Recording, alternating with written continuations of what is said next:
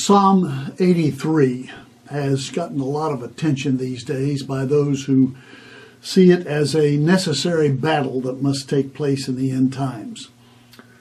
That may be so. I'm not sure about that. But I am sure about the content of this psalm and the conclusion that the psalmist would have us take. It's a prayer, really, a prayer by Asaph, who's one of the writers of the Psalms. And it has to do with God's enemies. Let me just cite some of it. O God, verse 1, Psalm 83, O God, do not keep silent. Be not quiet, O God, be not still.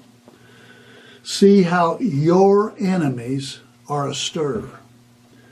How your foes, speaking of God's enemies and God's foes, see how your foes rear their heads.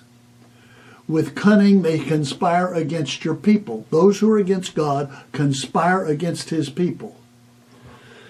With cunning they conspire against your people. They plot against those you cherish. Come, they say, let us destroy them as a nation, that the name of Israel be remembered no more. So those who are the enemies and the foes of God are likewise the enemies and the foes of Israel. They want to see Israel wiped off the map. Verse 5, with one mind they plot together, they form an alliance. Those who are against Israel form an alliance against God. It's pretty clear. The enemies of Israel are the enemies of God. And what's to be the conclusion? What should we expect God to do about that? Well, in answer to the prayer that Asaph says, he says in verse 16, cover their faces with shame, so that men will seek your name, O Yahweh. Cover their faces, the enemies of Israel, cover their faces with shame, that men may seek your name, O Yahweh. May they ever be ashamed and dismayed. May they perish in disgrace. Let them know that you, whose name is Yahweh, that you alone are the Most High over all the earth. There is no question in the Scriptures that those who are the enemies of Israel are the enemies of God.